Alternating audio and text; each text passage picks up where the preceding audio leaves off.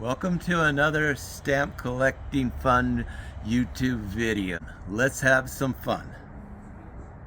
Just got back from a cruise to the Great Lakes. And besides being a fantastic cruise, it was a great opportunity to create some postal history. It's what I like to do while I'm traveling, and I have a lot of fun doing it. My friends and family seem to enjoy getting postcards with matching stamps from the places we visit while traveling on vacation. And this time I thought my fellow members of the Ventura County Philatelic Society would also enjoy getting some really cool postcards. I hope everyone enjoyed getting their postcards as much as I enjoyed sending them. Some of the cards were over 80 years old. It was fun to create new postal history from old vintage postcards. And the cruise was a good one, going to several places where I could find stamps. Toronto, Niagara Falls, Point Pelee, Detroit. Our first destination was Toronto. This is the view from our ship, the Polaris, before we sailed. These are the stamps that I used for the Toronto postcards. They were perfect. A 43-cent stamp of the Toronto city skyline. Here is one of the postcards.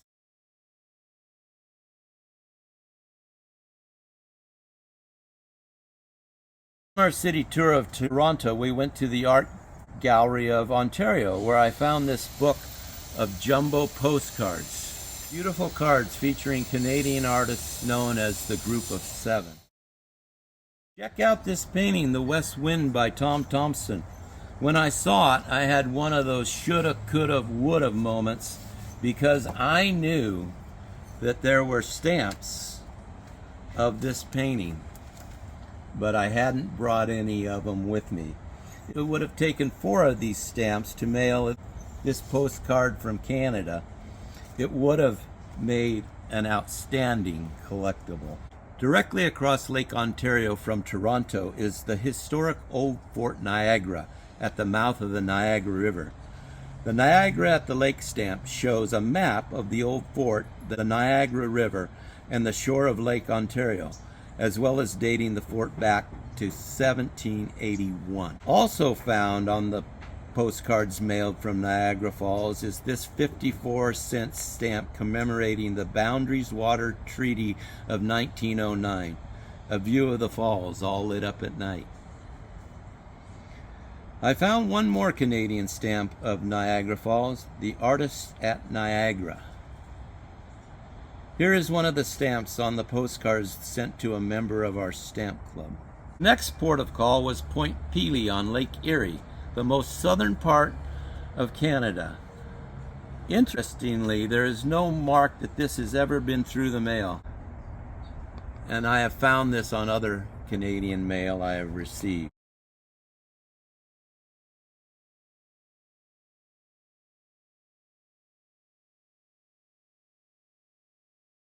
Here is another stamp of Point Pelee. $5 worked great for a card I sent to Belgium, the rate being 3 1/4.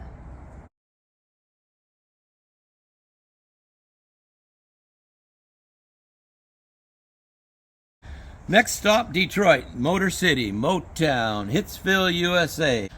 We were very excited and looking forward to our visit to the Motown Museum in Detroit.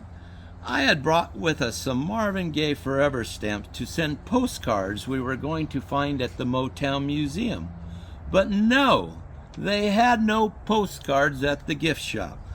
Talking to our guide Tim about it, he said he knew that there was a stamp commemorating Marvin, but he didn't know why they didn't sell postcards at the museum.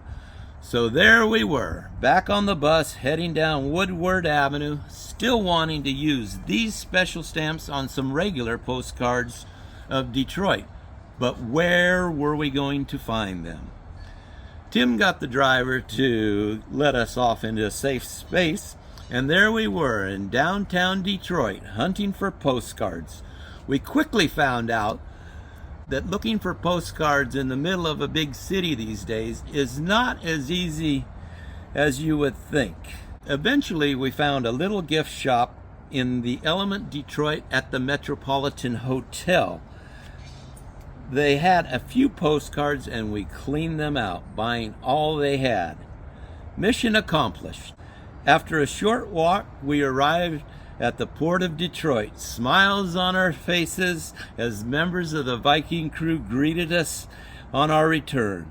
We even showed them some of the dance moves we had learned at the tour. We had a lot of fun on this cruise, and I had a lot of fun creating new postal history. I encourage you to do the same on your next trip. You will have fun. See you next time.